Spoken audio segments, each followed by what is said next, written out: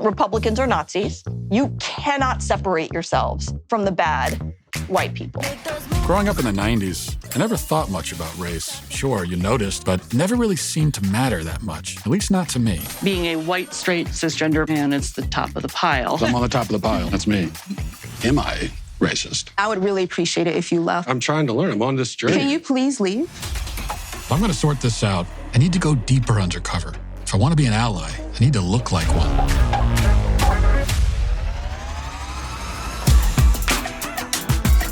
What is racism? Martin Luther King said not to judge people by the... Martin Luther King said a lot of stuff. Is America inherently racist? What the hell is that? The word inherent is challenging there. America is racist to its bones. All of the... So inherently. Yeah. The entire system has to burn. And I'm not going to even use save this country. This country is not worth saving. This country is a piece of shit. Oh, sorry. Sorry. They gon' say I'm racist. Joining us now is Matt, certified DEI expert. Here's my certification. Where are you guys on your anti-racist journeys? So I'll look around the room and point to who we believe is the most racist person in the room. We want to rename the George Washington Monument to the George Floyd Monument. Would you mind signing it? You will? What do you think about this issue of heteronormativity and how it intersects with the broader structures of racism in society? They gon' say I'm racist. What's up with white people? What are you doing to decenter your whiteness? Who's making it the center? Why are they doing that? And what you're doing is you're stretching out of your whiteness. This is more for you and less for you. White. Folks. White. Trash. White supremacy. White woman. White boy. White. Entitlement. White. Centering. White. Silence. Is there a black person around here? So there's a black person right here. Does he not exist? They gon' say I'm racist, but they call everybody racist. Hi, Robin. Hi. And what's your name? I'm Matt. Matt. Hi, Matt. Nice to meet you. I just had to ask who you are because you have to be careful. Never be too careful. They gon' say you racist. In theaters but they now. call everybody It's rated racist. PG-13. Buy tickets now.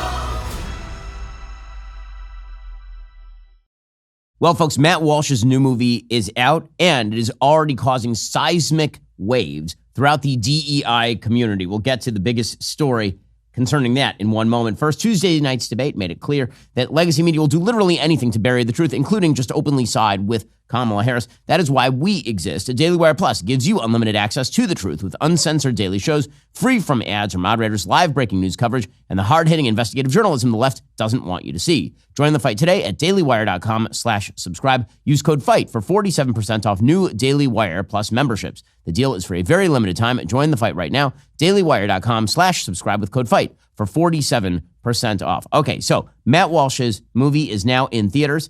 And apparently, there are members of the movie theater employee community who are attempting to stop people from actually seeing the film. Matt has been tweeting out all morning threads from Reddit, essentially suggesting that people are going to get in the way of actually allowing people to see the film. Apparently, one movie theater employee put out a post saying, "I will be making the transaction as difficult as possible for anyone seeing the Matt Walsh movie." Another person said, "Can you take the good seats out of service without anyone noticing? Only sell the creatures that crawl out of the mud to see this thing, the crap seats." So the left doing its best to prevent people from seeing the film, even at the lowest levels, but it is not stopping the fallout. So one of the funniest scenes in the film, Am I Racist?, is a scene in which Matt sits down with Robin DiAngelo, and it is hysterical. So Robin DiAngelo is the author of an incredibly big-selling book called White Fragility. So in 2020, during Black Lives Matter summer, Robin DiAngelo became a thing. Her book sold like hotcakes. It was at the top of the New York Times bestseller list for weeks at a time.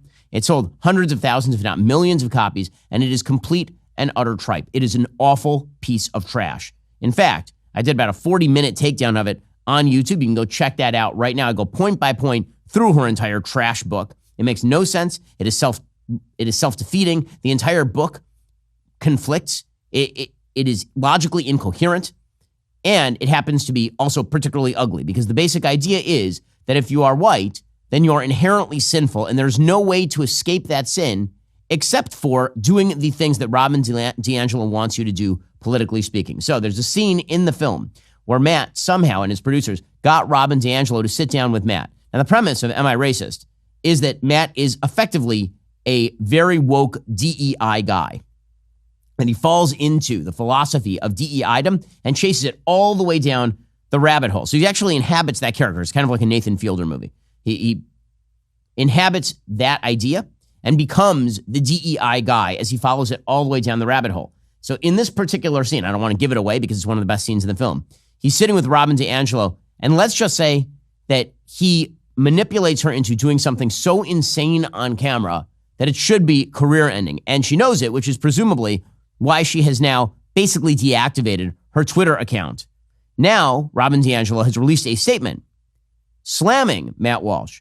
She vowed in a statement not to watch the film. Here's what she said, quote, "Back in 2023, I was contacted by a group who claimed to be making a documentary film called Shades of Justice about efforts to address racism in the United States. They planned to interview anti-racist activists, authors, and thought leaders in service of supporting the cause of racial equality. They offered me between $10,000 and $20,000 for an interview. I said, let's meet in the middle with $15,000 and agreed to participate.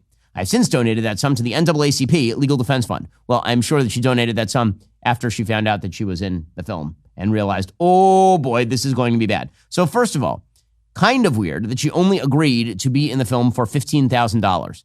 Except for the fact that, as Matt's movie exposes, this whole thing is a giant grift. Robin DiAngelo has been picking up checks from some of the biggest corporations in America for years to go there and teach absolute horse crap to people. And in exchange, she receives the money and the credibility, and then she takes those credentials. Hey, I taught at Google. And she moves on to Apple. And then she goes and picks up a big sack of cash from Apple. So she took $15,000 to sit down for the documentary Shades of Justice, an anti-racist documentary. When I arrived for the interview, says Robin DiAngelo, a few things felt off. The grips would not make eye contact with me. The interviewer, who's introduced as Matt, appeared to be wearing an ill-fitting wig. So, number one, I like that she puts Matt in quotation marks. That's his name. I know him. We're friendly. We're somewhat acquainted.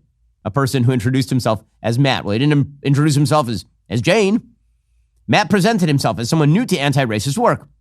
Also true. And seemed earnest, and his questions did not come across as adversarial. By the end, however, things got weird. See, that's the whole point. Is that when doing something like what Matt did, the whole point of it is, what do these people say to each other behind closed doors? And you can't do that if you come in adversarial. So he asked her questions, and she couldn't tell what was going on. The whole point of Am I Racist is to find out what the DEI consultants are saying behind closed doors. But you know what's actually happening behind closed doors because of our current economic management? The dollar is in trouble. The dollar is in trouble because basically we are stuck between a rock and a hard place. Either we lower the interest rates in order to jack up the economy and thus increase inflation, or we maintain the high interest rates and jack up our own interest payments on our current national debt, which means that later we're going to have to actually inflate the currency. But there is a hope. A surge in prices can still be beaten. A gold IRA from Birch Gold Group is the ultimate inflation hedge for your savings in uncertain times. To see how to protect your IRA or 401k, get your free info kit on gold. Text the word BEN to 989898. This is the best way to protect your savings. Diversification is a smart business strategy. There's more good news. Due to enormous demand, Birch Gold is now offering the 24-karat gold-plated Truth Bomb for one more month on qualifying purchases. But you need to text Ben to 989898 to claim your eligibility before September 30th. Don't wait for the president's spending spree to tank the dollar again. Protect your financial future with gold. Text Ben to 989898, claim your eligibility, make your purchase before September 30th. Again, text Ben to 989898 to get started today with my friends over at Birch Gold. Matt asked what I thought, says Robin DiAngelo, about reparations for Black Americans. I said I agreed with reparations, but that it was not my area of expertise. He then pulled up a chair and invited a Black crew member who went by Ben to sit with us, took out his wallet, and handed Ben some cash. He said that if I believed in reparations, I should also give Ben cash. While some Black people have asked white people to engage in reparations by giving directly to individuals, reparations are generally understood as a systemic approach to past and current injustice. The way Matt set this up felt intended to put Ben and I on the spot. Well, there's a problem with this particular statement. Ben happens to be a producer on the film. So it didn't put Ben and you on the spot. It put you on the spot because you're a hypocrite. Because Matt was pushing this on us, I expressed my discomfort and checked in with Ben to make sure he was okay with receiving cash in this way. Ben reassured me that he was, so I went to my wallet and handed him my cash and the interview ended. I was so unsettled by the way Matt manipulated this last scene, I emailed the contact person, who went by the name of Lee Hampton, to explain that this scene was not an example of reparations and could mislead viewers. I asked they not use it in the film and shared several resources overviewing legitimate systemic efforts for reparations. He assured me, says Robin DiAngelo, that he understood and that they had not yet decided whether to address reparations. He never again contacted me or answered an email. After reviewing the sequence of events and discussing it with colleagues, I realized they had lied about their agenda and I had been played. I spread the word on my networks. Unfortunately, last month, I started receiving hateful and misogynistic emails. Some reference the Daily Wire, Ben Shapiro's website, which announced the film is indeed being released. It is not titled Shades of Justice, nor is it meant to support the anti-racist cause. Well, yeah, because you won't speak to anybody who doesn't. It is a Borat-style mockumentary titled Am I Racist? And designed to humiliate and discredit anti-racist educators and activists. Yes, that's accurate. That's true. Their deception was carefully planned and well-funded. The website they had sent me was fake, as were their identities, the project title used in the legal waiver, the description of the project, and the last name they gave for Matt. The interviewer was, in fact, Matt Walsh, a far-right provocateur, backed by Shapiro and Daily Wire Plus, and yes, wearing a wig. The co-CEO of the Daily Wire, says Robin DiAngelo, has stated, quote, I can't think of a more appropriate film for the Daily Wire's first original theatrical release than Am I Racist? What does a woman change the national conversation on radical gender theory, effectively killing the issue, and DEI is the next pillar of the woke mind virus that's about to topple. DEI culture is one of the most toxic plagues in American life. Am I Racist? Says Robin DiAngelo, is not only about me, and I was not the only one who fell for their deception. Sadly, many of those being mocked are women of color. No. Never mock a woman of color. Never. There's never any reason. Because in Robin DiAngelo's world, they are sainted. By the way, some of the people who are mocked in the movie include people like Saira Rao, legitimately one of the worst voices in American public discourse.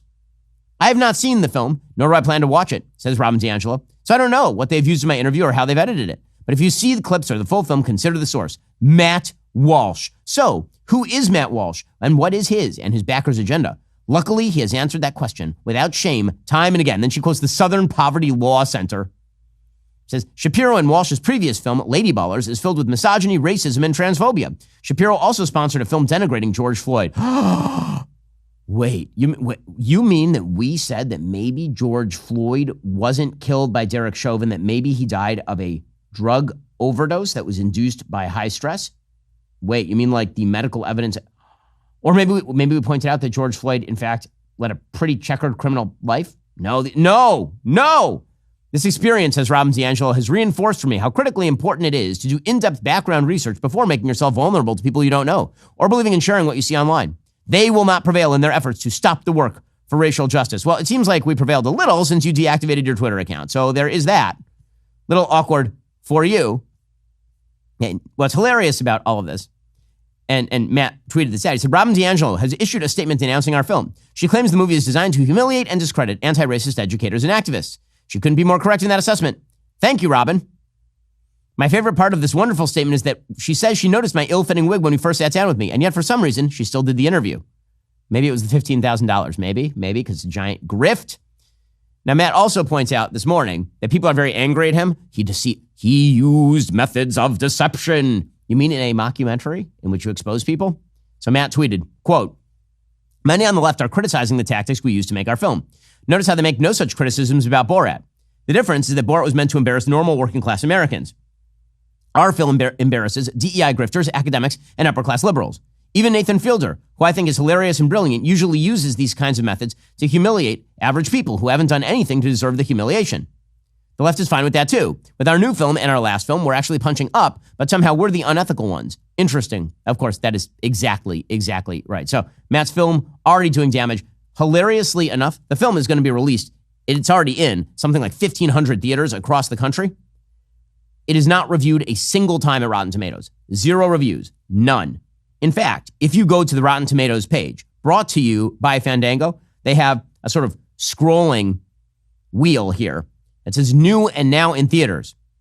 And it lists literally every movie except for Matt's movie. Like Matt's movie's just not there. It's in 1,500 theaters. If you go to this little scrolling wheel here on Rotten Tomatoes, it ain't there. You would not know. In fact, even if you go down to their new theater releases, it just doesn't appear. Shocker. So they're going to try to ignore this the same way they tried to ignore What is Woman. Don't let them ignore it. Go out to the theater. Well, Robin DiAngelo is feeling pretty unwell this morning because of Am I Racist?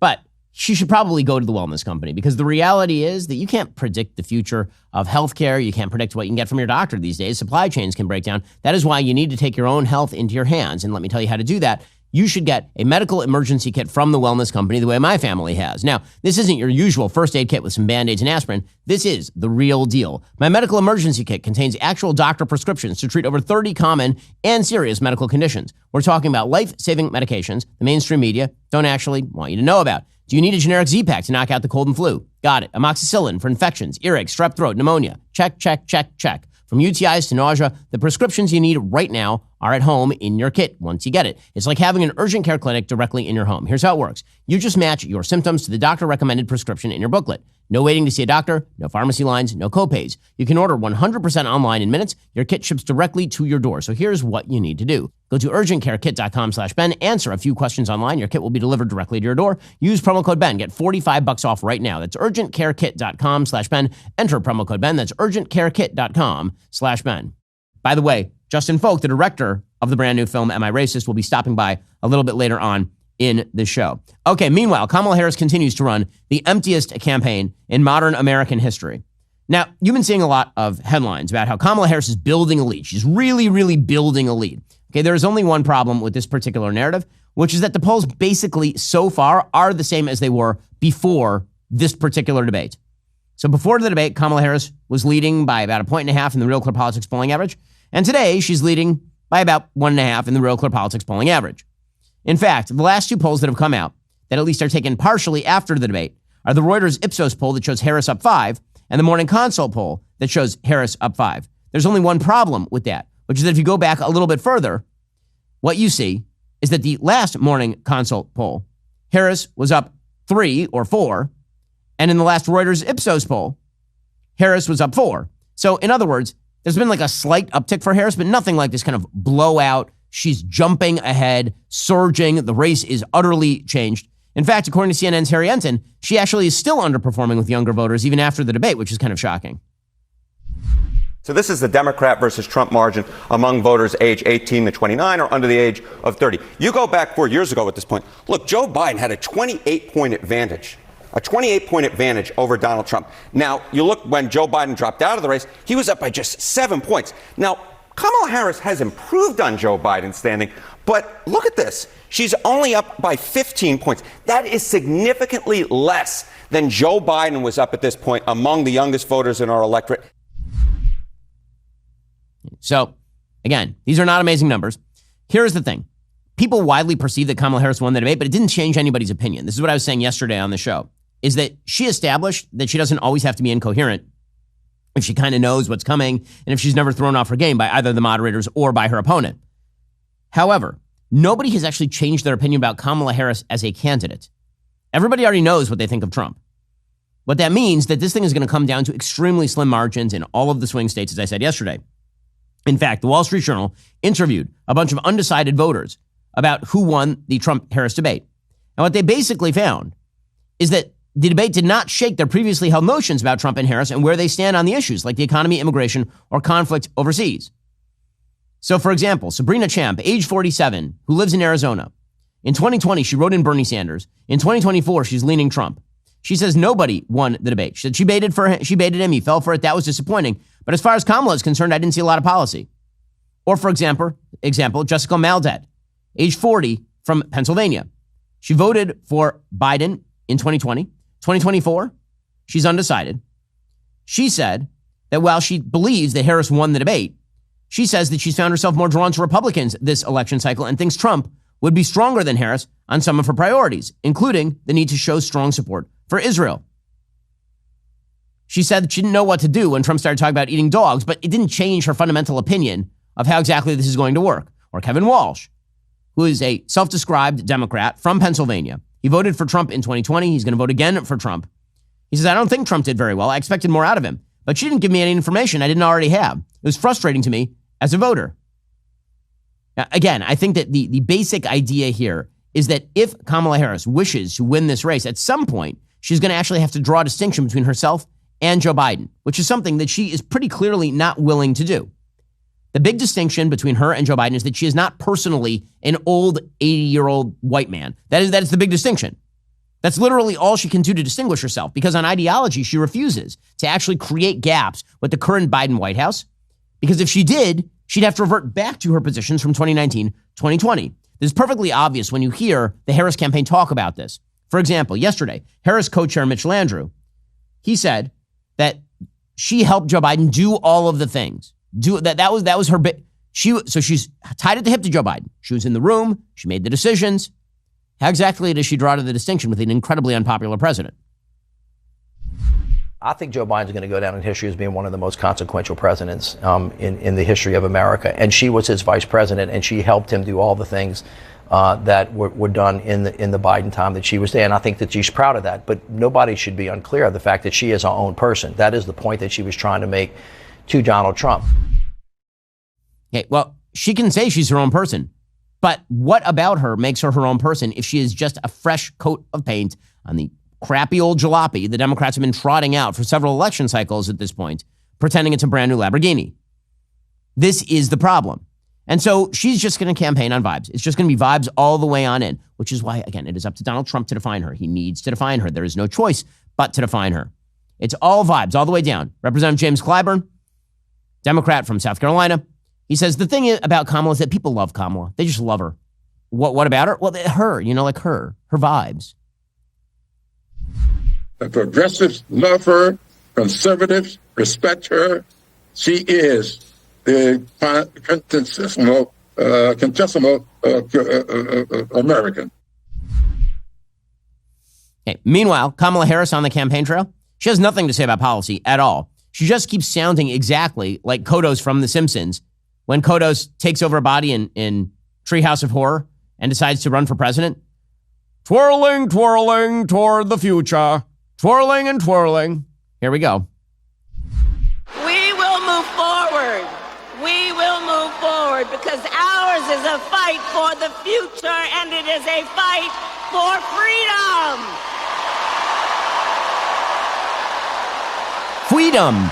Just like when she was a baby. Like freedom. The fundamental freedom of a woman to make decisions about her own body and not have her government tell her what to do. Okay, so forward to the future as opposed to forward to the past, or laterally, or perhaps diagonally. Meanwhile, they're trotting out Tim Walz, who looks like he got into Hunter's cocaine stash, and he's really rocking it on the campaign trail. Thank you, Grand Rapids. He's clapping like a nut, and then, oh my God, what is up with, why is he like a terrible actor in a musical? And he's gonna do jazz hands now? They're the jazz hands. There we go. He's like, well, who's he waving to? Now he's like looking up at the sky and pointing to everybody. What in the world is going on with that guy? He's such a weirdo. I'm sorry. He's a weird guy. He's just a weird dude. But that's what it is. It's weirdness and vibes and beta male energy. And also, of course, shouting that Donald Trump supporters are the scum of the earth. MSNBC's Joy Reid yesterday, she had on Eli Mystal, who, of course, despises Republicans. And they both suggested that the problem in America is not just Trump, of course, who is the font head of all evil. It is all of his supporters who are similarly evil. Everything he does is despicable. The reason why it doesn't end his career is because his supporters are just as despicable. All right. Like Trump's whole thing, he's a narcissist, right? And so his whole thing is to have a complete lack of compassion and empathy for everybody else. It's all about him. That's why he lies about 9/11. It's all about him, me. He's probably the least compassionate president we've had in 200 years since Andrew Jackson. And it works for him because his supporters are just as ungenerous and have just as little compassion and empathy for others. So when he is seen out there, essentially, as you guys have put it, desecrating our national symbols, when he is seen out there putting himself above all else, his supporters also want that to be the case. They want to do that in their own lives. That's how they think of themselves. Yeah, and they also, he hates the people they hate. These are just wonderful folks. See, you want to desecrate national symbols. I love that they sit there after the BLM summer of tearing down statues and talk about desecrating national symbols. It's always very amusing. Folks, this election is enough to make you lose sleep, but you can't afford to lose sleep, which is why you need your Helix Sleep mattress. Now, here's the thing. I've had a Helix Sleep mattress for years.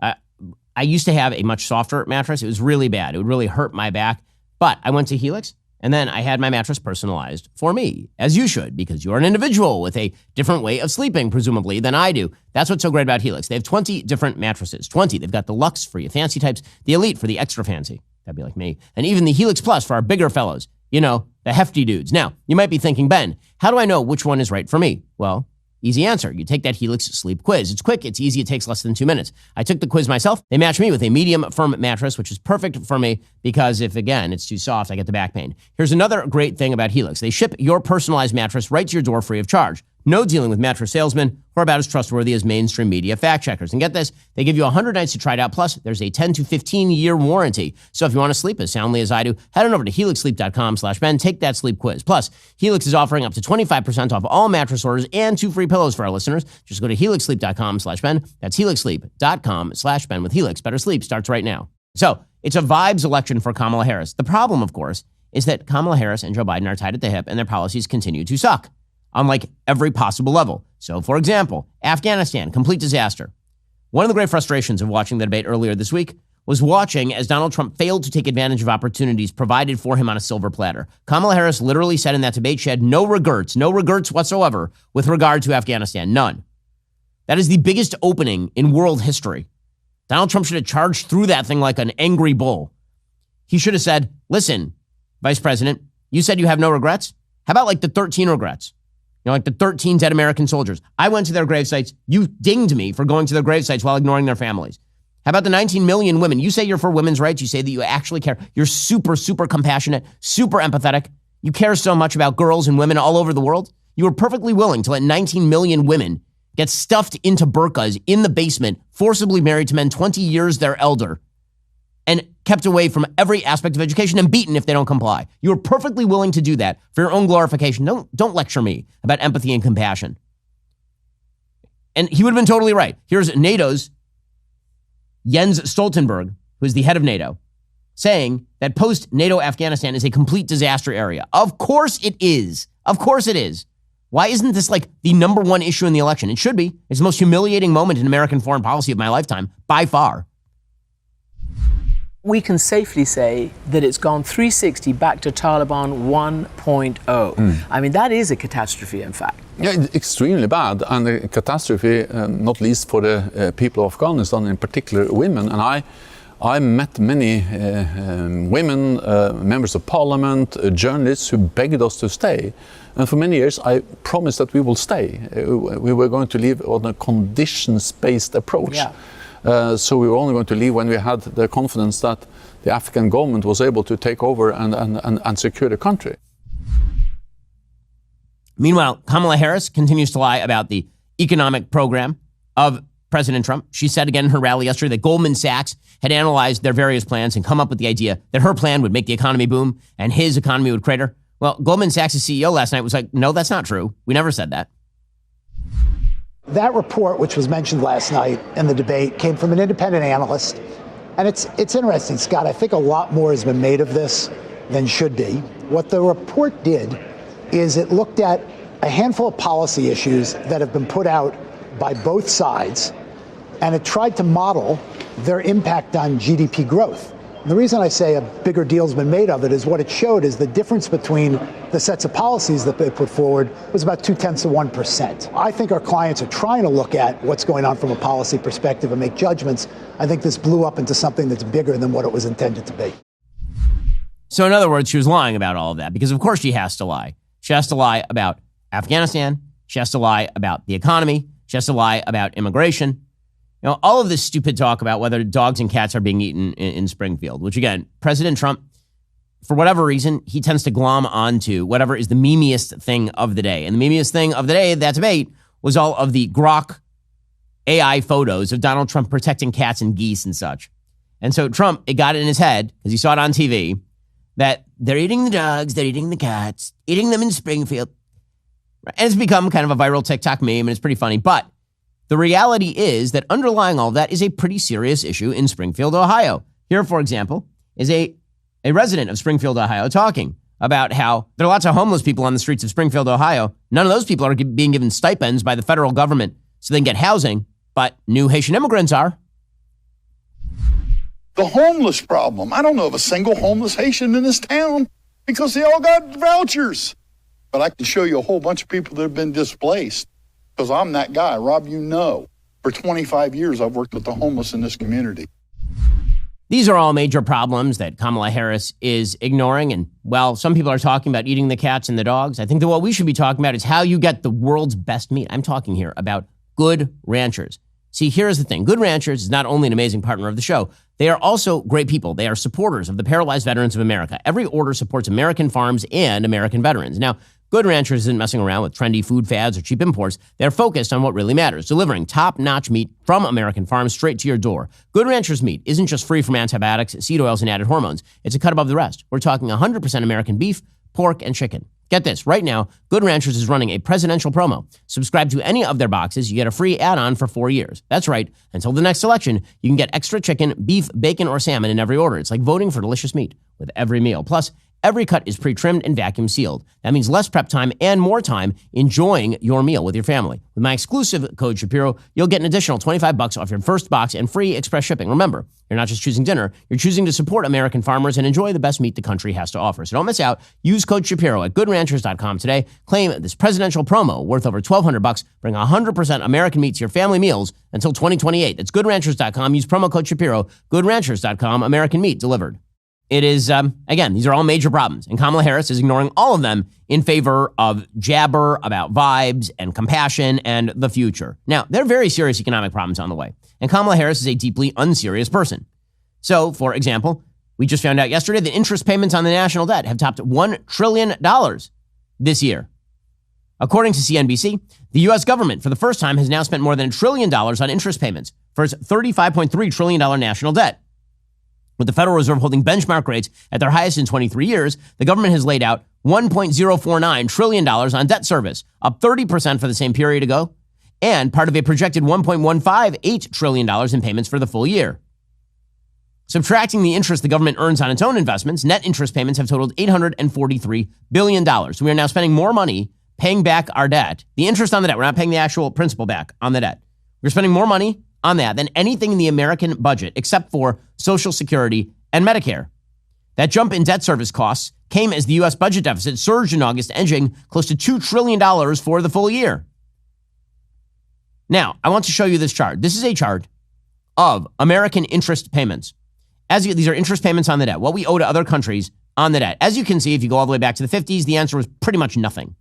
Pretty much nothing. And then it started to climb in the 60s, fairly consistently until you hit the late 1970s, the mid to late 1970s. And then the trajectory started to climb even more.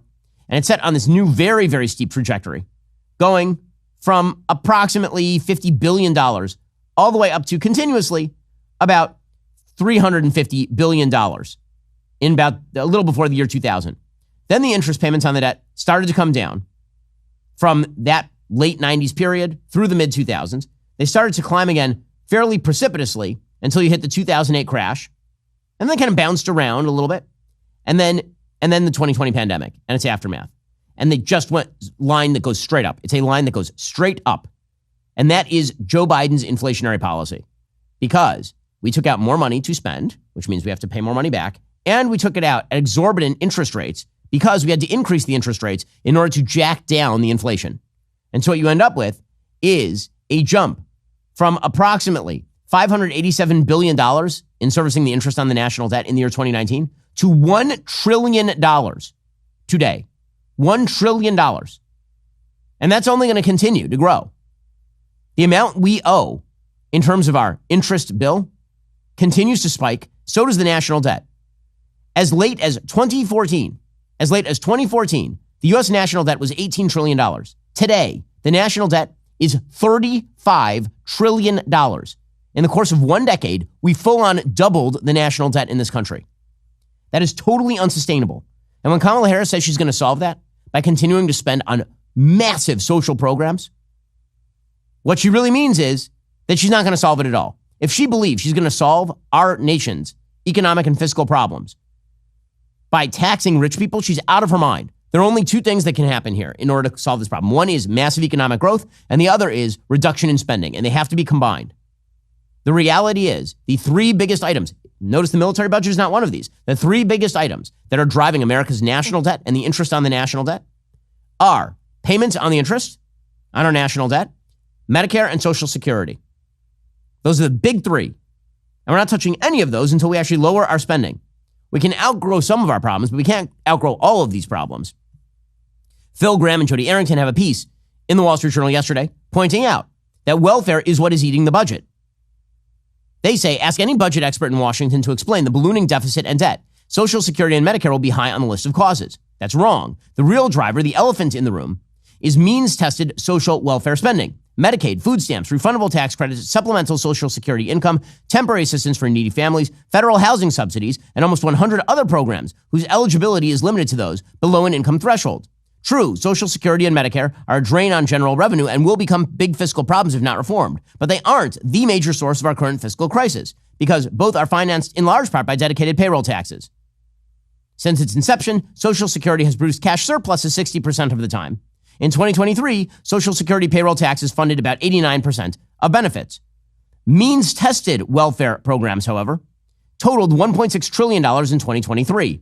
Welfare spending now absorbs an astonishing 73% of unobligated general revenue. That is total revenue, net Social Security and Medicare payroll taxes, which are earmarked for those purposes, as well as interest on the public debt. It is larger than the claims against unobligated general revenue by Social Security, Medicare, and defense combined. So these gigantic welfare payments that Kamala Harris wishes to structure will only exacerbate this problem by leaps and bounds. So you could see a world where we restructure Social Security or Medicare. You could see a world where we outgrow even some of our problems, but you're not going to outgrow the problem of continuing to stack debt on top of debt on top of debt, all in order to pay off particular political constituencies, which is exactly what Kamala Harris wants to do. She is promising free money and then more free money, and then after that, even more free money. That is her promise. So if you want to know whether the American economy is going to stagnate, the answer under Kamala Harris is absolutely yes. She's going to regulate the hell out of business. She's going to tax it if it ain't dead. And then she's going to spend every dollar she can find on paying off particular political constituencies in the name of equity. Those are the things she is going to do. Pretending that she is a fiscally irresponsible actor is absurd. Now, both parties are fiscally irresponsible, but one is a lot more fiscally irresponsible than the other when it comes to spending on programs that never sunset and only grow. The Democratic Party has set in place every major social welfare payment in the United States. I know some people celebrate that. That's nothing to celebrate when you're talking about a $35 trillion national debt growing by leaps and bounds every single year. And it'll only get worse under Kamala Harris. If you imagine that the economy is a horse, and that horse is capable of carrying a certain amount of welfare burden, we have now stacked an elephant's worth of welfare burden on top of the horse. The horse is about to collapse. In just 1 second, we'll get to President Trump, who is attempting to fight back in the campaign. First, as we spoke about earlier, today is the Daily Wire's first ever theatrical release, Am I Racist? It's now playing in over 1,500 theaters across the nation. That's correct, 1,500 theaters coast to coast. So there's probably a theater near you showing it. The demand has been nothing short of shocking to the movie industry. Theaters were selling out during pre-sale, something that barely ever happens. With your help, we're proving Hollywood wrong, taking on the left and their weird agenda with the most outrageous comedy to hit the big screen since Borat. This is important. The only way to see Am I Racist is in theaters starting today.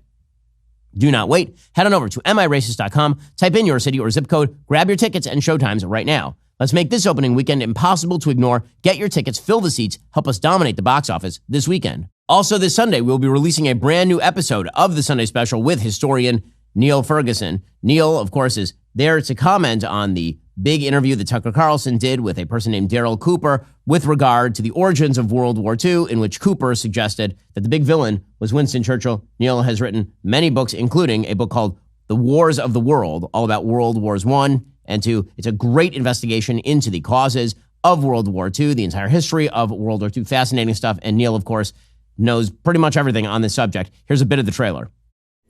But it's a fact that Britain has become a multi-ethnic and multiracial society, as the United States is today. And London is a cosmopolitan city the way New York is. These are realities. If your response to these cities is, I wish Hitler had won World War II, then it seems to me you really don't have a place in a serious discourse about these issues. You've exposed yourself as somebody who would like to be aligned with the genocidal killers of the 1930s and 1940s.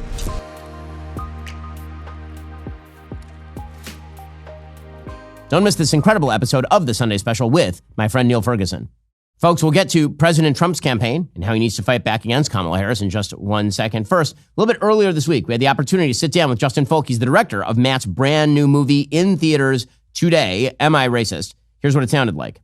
Folks, I'm here with Justin Folk. He is, of course, a film producer and director. After working in Hollywood on films like The Matrix Reloaded and Revolutions and The Incredible Hulk, Justin shifted his creative efforts to create films with a cultural impact. He produced and directed the smash hit film What is a Woman, starring our own Matt Walsh. It's one of the most watched documentaries of all time. It's been translated into nearly a dozen languages worldwide. And, of course, he's now teamed up again with Matt and recently produced and directed the film Am I Racist?, set to release nationwide in theaters September 13th, 2024. Justin, thanks for stopping by. Thanks for having me. So I've seen the film. It's awesome. Tell me about the genesis of this film. Where did this come from? I mean, it comes on the heels of What is Woman? You mentioned What is Woman there. We had great success in terms of getting a message out there, making a huge cultural impact. So, we didn't want to get off the train, honestly. We have a good thing going here with Matt and our team, awesome team of producers. And we just okay, what can we do next? And what's the issue that we can do next? And how are we going to go about it? We didn't want to make a sequel, per se. So we knew we had to kind of go bigger than the last film. And so we decided, hey, how do we do this? How do we go bigger and not make just What is a Woman Part 2 this time on race? So we really kind of got a bunch of minds in a room and came up with a lot of ideas, some good, some bad. And came out the other side with this idea to take Matt on this journey and sort of do if What is Woman kind of does a zig, this one does a zag. What is Woman? Matt learns about the issue, ultimately goes and kind of fights against it, stands up against it. In this movie, he does the opposite. He basically learns about it and becomes one of them, and we take things to their logical conclusions. So it was just. After What is a Woman, we decided, hey, let's do this again, but let's go bigger. Let's go bigger this time. So what's it like working with Matt? I mean, he's obviously, as Jeremy Boring puts it, sociopathic. I mean, you watch him in this film, and it's so hard to watch the interaction between him and some of these anti-racist educators and figures who are being paid thousands of dollars to be there. And Matt just keeps digging deeper and deeper with them. And every time you think that he's reached the center of the onion, there's more layers of him just making it awkward with them. How is it working with Matt? I mean, Matt is like 4D chess out there. And you can't read him, right? So don't ever play poker with Matt Walsh. Just don't do it because he doesn't show anything. And so he's able to, in those conversations, he's able to kind of move it this way and move it that way, almost like a cat with a ball of yarn. He can just kind of bat that person around a little bit. The scene with Robin DiAngelo is just a masterful example of Matt really knowing where he wants to take it and then finding the path to get there. And so he's a unique talent, obviously, to be not just a guy who knows about these ideas, but to drop him in a situation like that's high pressure and there's no second takes. And for him to just sort of navigate around and just sort of kind of lead that person around like they're on a leash. It's amazing to watch. I mean, one of the questions that occurs to me, and I'm an executive producer on the film, but one of the things that occurs to me watching it, because I've only seen actually an early product and then the very, very final form of the film. I mean, when you're doing things like there's a grief therapy session for white people, and it's unbelievable, and Matt is hysterically funny in it. I mean, how do you even set up that scenario? Because obviously you have cameras in the room, you have microphones in the room. People know they're on film, I would assume, while they're in the room. I mean, it's not like it's a hidden camera thing. Right. And so were you surprised at how much people were sort of willing to be themselves in front of a camera and mic? I mean, to a certain degree, yes. I mean, my job as a director is to basically create the sandbox for Matt to play in. And there's a lot of preparation that goes into that. So that involves reaching out to these people, saying to them, hey, we'd love to film your workshop, your support group workshop. We're doing a film on anti-racism. You guys are an example of sort of anti-racism and how, how that can go. And so we would, get their permission to basically just film a workshop, do their normal thing. We were don't change anything you're doing.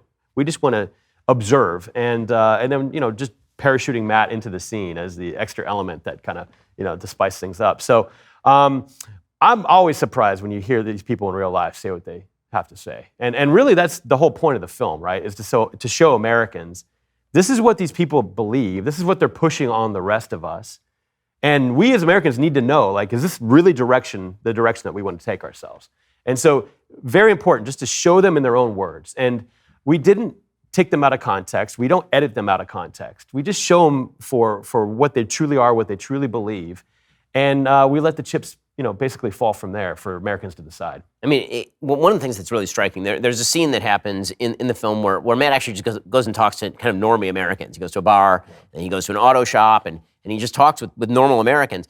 And the difference between kind of the normal American who just has a baseline understanding of biblical values, like be kind to your neighbor and treat your neighbor how you would want to be treated, and the pseudo-intellectual nonsense, the jargon that's just spewed by these people, it's beautifully juxtaposed. I mean, you really see in true color kind of the difference between people who are good and people who manipulate for money and for power and for grift. It's amazing. Yeah, and this isn't just a funny movie. It's a funny movie about a very serious topic, and so it was very important to have that contrast. It was important to have those regular, everyday people that live their lives and aren't part of this crazy division that's taking place.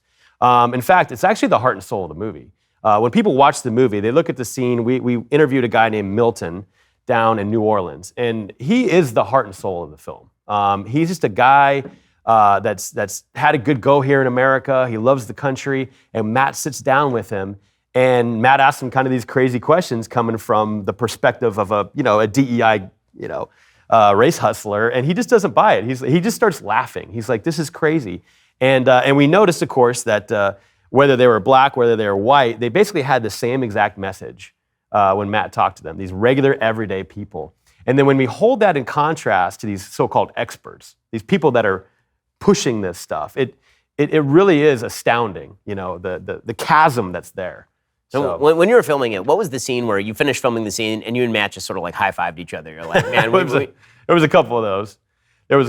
I will say, like the workshop scene at the end, where it's a bit of a social experiment. We put these people in a room, and Matt is teaching a DEI course based on everything he's sort of learned along the way. So these are all their ideas, and we're just showing them to their logical conclusion. But at the end of that scene, we have this scene, I don't want to give away too many spoilers, but we have this crazy scene with Matt and his uncle, Uncle Frank. And we never know how this is going to go. We thought people would walk out of the workshop because they'd be upset with Matt because how he treats his uncle in that scene. But in fact, the opposite happened. They piled on. They piled on to what Matt was doing. And that was extremely shocking. And I remember when we were done filming that, Matt walks over to me and he just is like, "Man, that was dark." That was dark. And although a funny scene, it actually kind of points to a very fundamental, kind of a deep problem in our society, that we've gotten this far, that people would be in a situation like that and want to pile on. It just shows you what this all leads to. So, obviously these films are a huge process. They're a huge journey. And now at the end of this one, we're taking it to theaters. This is the first time that Daily Wire has ever released a movie in theaters. It's going to be released to at least over 1,500 screens, last we heard, over the weekend, which is an amazing thing for a documentary. Talk a little bit about like how important that is. You've had movies in theaters before, but nothing like this. It's a beautiful thing. And I'm so proud of everybody, our distributor, SDG, and everything they've done. Of course, the Daily Wire nobody else would make a movie like this. Daily Wire, nobody else would do it. The collaboration with you and Jeremy Boring and everybody on the team to make this happen is a really amazing thing. And it's not easy. Theaters don't usually take movies like this. We had to kind of prove ourselves to do that. They gave us a certain amount of screens, and then pre-sales were good, and then we got to expand. But it's huge in terms of culture, because people look at movies differently than they do, no offense, but podcasts and everything else. One's a permanent piece of culture, and one is day to day. And so it's for us to kind of break into that sphere is very important, and to get our message delivered to just regular everyday Americans that may be a little bit tuned out on the issues, but to drop this piece of culture in their laps and get them to think about these things is so important. And for us to be the ones that entertain and make people laugh, so important for us as conservatives to be able to do that. And we haven't always done it well. Times are changing, and I'm thrilled. I'm very lucky to be part of that. To be able to do a movie like this with Matt and with Daily Wire. It's an incredible privilege, and we just are betting. We are absolutely betting on the fact that people will go out and support this thing. That they've been waiting a long time. That Hollywood has been shoveling up the drivel for so long, and now here's an opportunity to say, no, this is the type of thing that I want to support at the box office. So I think it's not just an opportunity for us as storytellers. It's an opportunity for America to go out and be like, this is the kind of thing that I want to see more of. Well, Justin, it's an amazing piece of work. Honestly, like, amazing job by you, amazing job by Matt. And folks, you really should go see it in the theater. September 13th, it's available. Bring all your friends because it's best watched in a group. We watched it the other night in a group together. And I got to say, with the crowd, it's hysterically funny. It's really, really, really funny. You're going to enjoy it. You're going to learn a lot from it. Make sure you bring a liberal friend because they'll learn a lot from it too. Go check it out. That, of course, is Am I Racist? And you can pre-buy your tickets at amiracist.com. Yeah, Justin Folk, Matt Walsh, they are integral parts, obviously, of the Daily Wire machine. But you know what makes that machine run? Efficiency.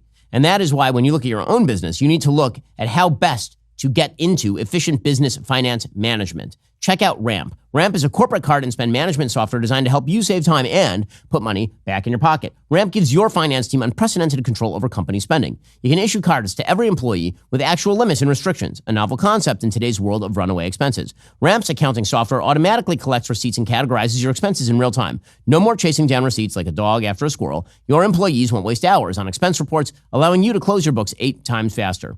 Unlike most so-called money-saving solutions, Ramp actually puts cash back in your pocket. Businesses using Ramp save an average of 5% in their very first year. Plus, it's easier to set up than my son's Legos. You can get started, issue virtual and physical cards, start making payments in less than 15 minutes, whether you have 5 employees or 5,000. Now get $250 when you join Ramp. Just go to ramp.com/Shapiro, ramp.com/Shapiro. That's ramp.com/Shapiro. Cards issued by Sutton Bank. Member FDIC. Terms and conditions do apply. And meanwhile, President Trump's campaign has said that he is not going to debate anymore. As I suggested, that was probably going to happen. He says he's not going to debate because why would he? Unless the moderators could be agreed upon, there's no reason for him to do it. He did not perform well the other night. The format did not suit him. He was pathologically incapable of pursuing coherent points against her. That is his fault. Okay, the moderators were awful and terrible, no good, very bad. Independently, Trump did not do what he needed to do. However, there's still 50 days left of this campaign. And so what that means, he needs to be meticulously pursuing the campaign against her. We're getting some of that. So, for example, President Trump has now said that he is going to eliminate taxes on overtime pay if he wins a second term in November. He said, I'm announcing that as part of our additional tax cuts, we will end all taxes on overtime. That gives people more of an incentive to work. It gives companies it's a lot easier to get people. He said, when workers are past 40 hours a week, your overtime hours will be tax-free. The Harris campaign then called Trump's proposal his latest snake oil sales pitch. So it'll be fun when they adopt that plan 5 minutes from now, presumably, because that's what they do. However, as I say, President Trump's campaign remains somewhat discombobulated. He needs to get on the rails now. So, for example, President Trump, he's so susceptible to the memes. This is why the people who surround him need to be meticulous in their approach when they speak with him. There are people who he likes, who hang out with him, who are speaking the latest internet memory into his ear. And because that is an echo chamber, it's easy for Trump to be too online.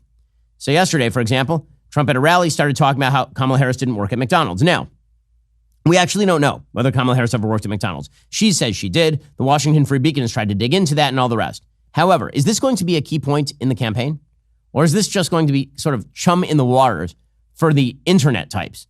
Like, how about this? How about stick to the issues on a meticulous level?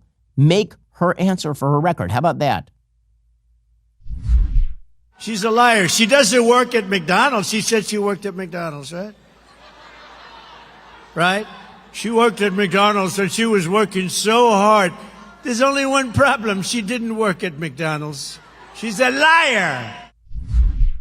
Okay, so again, this is really quite useless. I don't see actually the purpose of this. Again, it might be fun for his base. The base is already jazzed. The base is ready to go. I'm going to vote for him. Many people are already going to vote for him. We don't need this. What we need is a meticulous attack directed toward the independents in this election. And I know what I'm about to say, kind of shocking to me as well. Marjorie Taylor Greene, the voice of reason in the room. So there have been a lot of reports that Laura Loomer is hanging around with Trump. Now, listen, there are a lot of problems with Laura Loomer. Many issues with Laura Loomer. Foremost among them, the simple fact is that Laura Loomer is very online, like super duper online. Means, sure, she says a lot of terrible things. She makes jokes that then Trump has to answer for. But also, like, this is all a red herring. Don't follow the shiny object in the room. Here's Marjorie Taylor Greene speaking some semblance of reason here. This is such an important election. I don't think that she has the experience or the right mentality to advise a very important president. Why do you think the former president is even listening to her? She's getting bad advice, or he's getting bad advice from her? I'm not involved in their conversations, so I can't weigh in on that. But I do know this, that her rhetoric and her tone does not match the base, does not match MAGA, does not match most Republicans I know. And I am completely denouncing it. I'm over it. And I would encourage anyone else that matches her statements to stop. She ain't wrong. She ain't wrong. This election is too important to blow it over stupidity. It is. Which means it's time to recalibrate and time to get back on track. The Trump train needs to be on track if he is going to re-enter the White House. Alrighty, guys, coming up, we haven't done a mailbag in a while, so that's what we're going to do. If you're not a member, become a member, use code Shapiro, check out for 2 months free on all annual plans. Click that link in the description and join us. Republicans are Nazis. You cannot separate yourselves from the bad white people. Growing up, I never thought much about race. It never really seemed to matter that much, at least not to me. Am I racist? I would really appreciate it if you I'm trying to learn. I'm on this journey. If I'm going to sort this out, I need to go deeper undercover. They gon' say I'm racist. Joining us now is Matt, certified DEI expert. Here's my certification. And what you're doing is you're stretching out of your whiteness. This is more for you in this field. Is America inherently racist? The word inherent is challenging there. I want to rename the George Washington Monument to the George Floyd Monument. America is racist to its bones. So inherently. Yeah, this country is a piece of white folks, white trash, white supremacy, white woman, white boy. Is there a black person around here? What's a black person right here? Does he not They gon' exist? say I'm racist. Hi, Robin. Hi, what's your name? I'm Matt. It's had to ask who you are because you have to be careful. Never be too careful. They gon' say you racist. In theaters now. Rated PG-13.